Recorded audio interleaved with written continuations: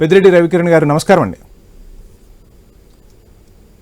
Sir నమస్కారం sir. మొత్తంగా ఈరోజు హోంమంత్రి అమిత్ షా బిల్లును ప్రవేశపెట్టారు. విపక్షాల నుంచి అయితే తీవ్ర నిరసన వ్యక్తమైన పరిస్థితి, ఎలా చూస్తారు, ఏం చెప్తారు?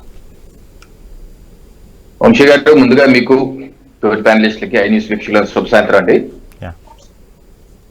రాజకీయాల్లో మనకు స్వతంత్రం వచ్చినప్పటి నుంచి మన పూర్వీకులు, మన పాలకులందరూ ఉన్నత విలువల్ని పాటిస్తూ ప్రజాస్వామ్యంలో ప్రజలు ఎన్నుకున్న ప్రభుత్వాలకి, ప్రజలకి మనం సేవకులం, పాలకులు సేవకులు, ప్రజలు ప్రభులు, ఆ రకంగా మొదటి నుంచి మనం పనిచేసుకుంటూ వచ్చాం.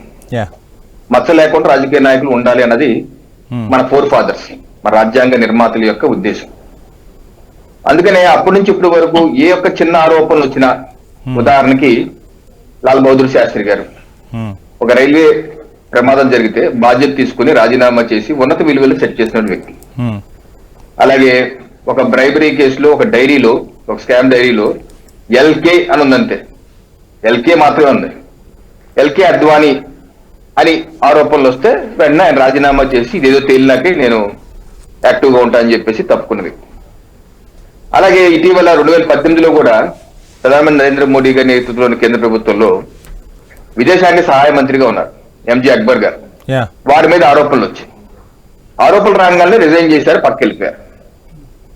అలా ఒక సెట్ అయితే రైట్. ఈ రోజు మొత్తంగా రవికిరణ్ గారు మీరు చెప్తున్నట్టు ఆనాటి రాజకీయాలకి ఈనాటి రాజకీయాలకు చాలా సారూప్యత వచ్చింది. రాజకీయాల్లో కూడా కొంత విలువలు కనుమరుగవుతున్న పరిస్థితి అయితే అందరూ విశ్లేషకుల నుంచి, అదేవిధంగా సమాజంలోని మేధావుల నుంచి వినిపిస్తున్న మాటే.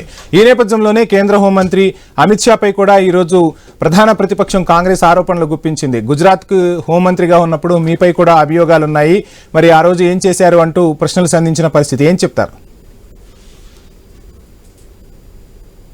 ఈ రోజు పార్లమెంట్ లో బిల్ తీసుకొచ్చినప్పుడు ఈ రకంగా కేసీ వేణుగోపాల్ గారు, కాంగ్రెస్ ఎంపీ, ఆయన విరుచుకుపడ్డారు. అమిత్ షా గారు మీరేం చేశారు, నైతిక విలువలు పాటించారా అంటే, పాపం తెలుసుకోలేదు కేసీ వేణుగోపాల్ గారు నైతిక విలువలు పాటించి అరెస్ట్ కాకముందు రాజీనామా చేశారు. వారే కాదు, ఈ దేశంలో జయలలిత గారు వారు ముఖ్యమంత్రిగా ఉన్నప్పుడు వారు రాజీనామా చేసి జైలుకి వెళ్ళి మళ్ళీ వచ్చారు, మళ్ళీ ప్రమాణ స్వీకారం చేశారు. ఇటీవల హేమంత్ సోరెన్ గారు ముఖ్యమంత్రి గారు, ఆయన జైలుకి వెళ్ళే ముందు రాజీనామా చేశారు, మళ్ళీ బయటకు వచ్చాక పునరుగా ప్రమాణ స్వీకారం చేశారు. ఇప్పుడు సమస్య ఏమొస్తుందంటే వంశీ గారు, ప్రాబ్లం ఏంటంటే ఎన్ని నైతిక విలువలకు సంబంధించిన అంశాలు ఇక్కడ ఎక్కడ రాజ్యాంగంలో ఎక్కడ లేదు రాజీనామా చేయాలి. అయితే నైతిక విలువలు పాటించారు మన ఫోర్ ఫాదర్స్. అది ఇప్పుడు ఏమవుతుంది కదా, 2-3 ఏళ్లుగా అరవింద్ కేజ్రీవాల్ గారు ఢిల్లీ ముఖ్యమంత్రిగా ఉంటారు, 5-6 నెలలు జైల్లో ఉంటారు. నేను ఎందుకు రాజీనామా చేయాలి, రాజ్యాంగంలో ఎక్కడుందంటారు. వారి యొక్క కేబినెట్ మంత్రి సత్యేంద్ర జైన్ 9 మాసాలు జైల్లో ఉంటారు, నేను ఎందుకు రాజీనామా చేయాలంటారు. అలాగే డిఎంకే బాలాజీ ఆ మంత్రి, ఆయన జైల్లో ఉంటారు, నేను ఎందుకు రాజీనామా చేయాలి. రవికిరణ్ గారు మీరు చెప్పినట్లే మీ వర్షన్ ఇలా ఉంటే, ప్రతిపక్షాల నుంచి అదేవిధంగా తృణమూల నుంచి వినిపించిన మాట ఏంటి అంటే, ప్రాంతీయ పార్టీలను, రాష్ట్రంలో బీజేపీకి అనుకూలంగా లేని ముఖ్యమంత్రులను, మంత్రులను చెప్పు చేతల్లో పెట్టుకోవడానికి ఇప్పటికే సంస్థల్ని చేతుల్లో పెట్టుకున్నారు.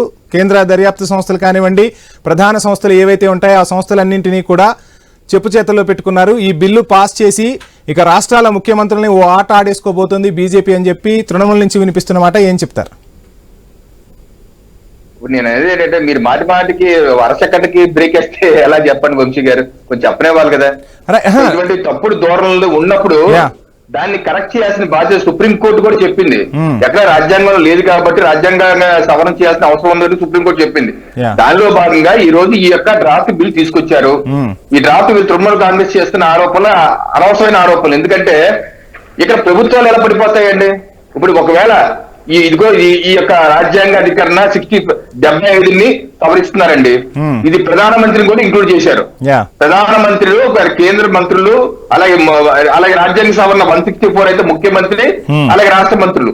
వీళ్ళు ఏమంటున్నారు, ఒకవేళ ఇది prime minister 30 consecutive during holding the office arrest అయితే కనుక 30 రోజులు వరుసగా 5 ఏళ్ల పైబడిన నేరాల్లో అరెస్ట్ అయ్యి 30 రోజులు పైబడి ఉంటే 31వ రోజు వాళ్ళ మంత్రి పదవి పోతుంది. ప్రధానమంత్రి అయినా సరే, ముఖ్యమంత్రి అయినా సరే, ఎవరిదైనా సరే ఆటోమేటిక్ గా పోతుంది.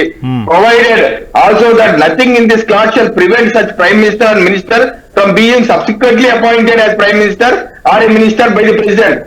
ఆల్రెడీ రాశారు అక్కడ. Yeah. బయటకు వచ్చాక ఏ చట్టం వాళ్ళని ప్రధానమంత్రిగా లేకపోతే మంత్రిగా అవడానికి, ముఖ్యమంత్రిగా లేకపోతే రాష్ట్ర మంత్రిగా అవడానికి ఏ చట్టం వాళ్ళని ఆపదు అని చెప్పేసాను. ఒకవేళ ఆపేస్తుంది, అలా చేయటానికి వీల్లేదు అంటే అప్పుడు బాధపడాలి. ఏంటి ఒక ఆరోపణ వచ్చి జ్యుడిషియల్ కస్టడీలో 30 రోజులు ఉంటే ఇంకా మాకు అవకాశం లేదా, మళ్ళీ ముఖ్యమంత్రిగా ప్రమాణ స్వీకారం చేయకూడదా, ఇది ఎక్కడ చట్టం అనొచ్చు. కానీ ఇప్పుడు నైతిక విలువ ఏంటంటే 30 రోజులు పైబడి 5-6 నెలలు జైల్లో ఉంటే ఆ యొక్క రాష్ట్ర పరిపాలన, దేశ పరిపాలన Right. ఏ గతి పోరండి. దాంట్లో ప్రజల పరిస్థితి ఏంటి? ప్రధానమంత్రి కూడా ఇంక్లూడ్ అయి ఉన్నారు అక్కడ. ఇక్కడ భారతీయ జనతా పార్టీ శాశ్వతంగా ఉండదు అక్కడ. అన్ని పార్టీలు రేపటి రోజు ఏ ప్రభుత్వం రావచ్చు. Yeah. ఇదేమన్నా రాజ్యాంగం ఈ చట్టంలో కేవలం కాంగ్రెస్ కే, కేవలం తృణమూల్ కాంగ్రెస్ కే అంటే అనాలి. ఇది ఎవరు శాశ్వతం కాదు. ఇక్కడ ప్రజల శాశ్వతం, ప్రజాస్వామ్యం శాశ్వతం. ఎవరు శాశ్వతంగా రాసిపెట్టి లేరండి. ఈ రాజ్యాంగ సవరణ, నైతిక విలువలు పాటించారు మన పూర్వీకులు, మన పెద్దలు. ఈ రోజు అది కరువు వస్తుంది. అందుకని రాజ్యాంగ సవరణ చేయవలసి వచ్చింది. అంబేద్కర్ గారు బాబు ఇటువంటి పరిస్థితి వస్తుంది అనుకోలేదు. అనుకోండి ఆలోచన పెడుతురు. సో ఈ పరిస్థితి వచ్చింది కాబట్టి చేయాల్సి వచ్చింది, కానీ లేకపోతే అవసరం లేదండి ఇది.